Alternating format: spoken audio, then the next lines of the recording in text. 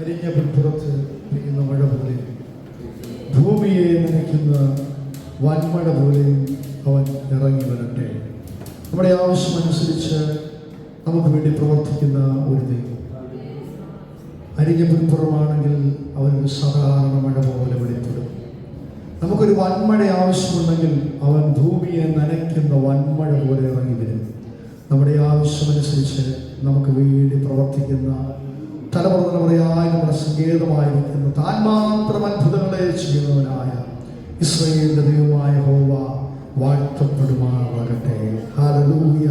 ഞാൻ കർത്താവിനെ ശുശ്രൂഷിച്ചപ്പോൾ ഏലിയാവിൻ്റെ ആ പിക്ചർ എൻ്റെ മനസ്സിലേക്ക് ഇങ്ങനെ വരികയായിരുന്നു. ഹല്ലേലൂയ.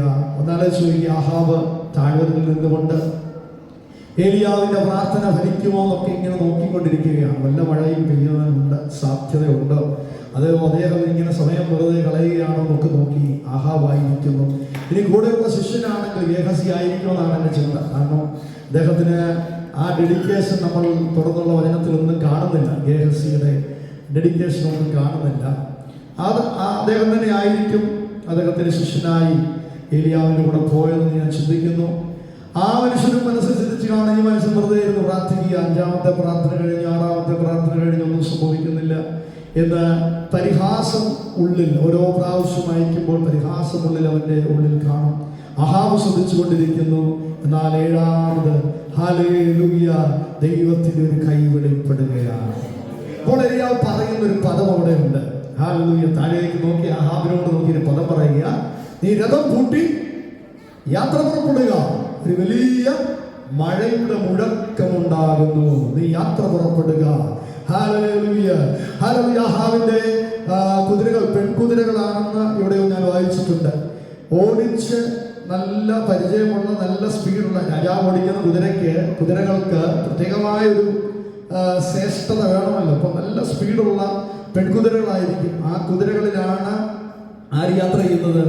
ഈ ദൂത് കേട്ടപ്പോൾ തന്നെ ആഹാബ് രഥമെടുത്ത് പുറപ്പെടുകയാണ്. തന്റെ പെൺകുതിരകളുമായി വളരെ സ്പീഡിൽ പുറപ്പെടുമ്പോൾ ഞാൻ ആ കാഴ്ച ഇപ്പോൾ ഇന്ന് കാണുകയാണ്. രഥം ഇതായിരുന്നെങ്കിൽ ആഹാബ് ഇങ്ങനെ കുതിരയിൽ ഇങ്ങനെ പോയിക്കൊണ്ടിരിക്കുമ്പോൾ സൈഡിലൂടെ ഒരാൾ അതിനേക്കാൾ സ്പീഡിൽ കടന്നു പോകുന്ന ഒരു കാഴ്ച അവരെ ഞെട്ടിപ്പിച്ചു. കുതിരയില്ല, രഥമില്ല, കാലുകൾക്ക് അഭിഷേകം പകർന്ന് ആഹാബിന്റെ രഥത്തിന്റെ മുമ്പിൽ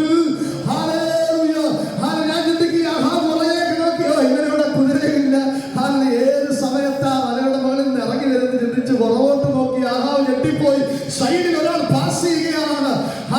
അഭിഷേകമുള്ള കാലുകളുമായി ദൈവശക്തി അവന്റെ കാലുകളുടെ മേൽ വ്യാപരിച്ച് ആഹാബിന്റെ രഥങ്ങളുടെ മുമ്പിൽ പായുവാൻ ദൈവം അവനെ അഭിഷേകം ചെയ്തെങ്കിൽ പ്രാർത്ഥന ഒരു നഷ്ടമല്ല. കുഞ്ഞെ, ഇന്ന് രാത്രി വിശ്വസിച്ച് നീ ആരാധനയ്ക്ക് കടന്നു വന്ന ഒരു നഷ്ടമല്ല. ഒരു പക്ഷെ പരിഹാസം ഉണ്ടായിരിക്കും, പ്രതിസന്ധികൾ മുമ്പിൽ ഉണ്ടായിരിക്കും, ഭാരങ്ങൾ മുമ്പിൽ ഉണ്ടായിരിക്കും. എന്നാൽ ദൈവം നിന്നെ ശക്തിപ്പെടുത്തുന്ന ദിവസങ്ങളുണ്ട്. ദൈവം നിന്റെ മേൽ അഭിഷേകത്തെ പകരുന്ന ദിവസങ്ങളുണ്ട്. ചിലതിന്റെ മുമ്പിൽ ഓടുവാൻ ദൈവം നിനക്ക് അധികാരം തരുന്ന ദിവസങ്ങളുണ്ട്. ദൈവം നിന്നെ ചില ആഹാബുമാരുടെ മുമ്പിൽ മാനിക്കുന്ന ദിവസങ്ങളുണ്ട്. എത്ര പേർ വിശ്വസിക്കുന്നുണ്ട്? കരമടിച്ച് ദൈവത്തെ ശ്രദ്ധിച്ചാട്ട് പരിഹസിക്കുന്ന ആഹാബുമാരുടെ മുമ്പിൽ, നിന്ദിക്കുന്ന ആഹാബുമാരുടെ മുമ്പിൽ, പള്ളു പറയുന്ന മുമ്പിൽ അഭിഷേകത്തിന്റെ ശക്തിയുമായി നിന്നെ പായിക്കുന്ന ഇന്ന് രാത്രി വചനം ശുശ്രൂഷിക്കുന്നത് സംഭവിക്കട്ടെ. ഇന്ന് രാത്രി സർവശക്തൻ നമ്മുടെ നാട്ടിലേക്ക് ഇറങ്ങി വരട്ടെ. എല്ലാ നിരാശകളും മാറിപ്പോകട്ടെ, എല്ലാ ഭാരങ്ങളും മാറിപ്പോകട്ടെ, എല്ലാ പ്രതിസന്ധികളും മാറിപ്പോകട്ടെ, എല്ലാ ദുഷ്ടങ്ങളും ഒടിയട്ടെ.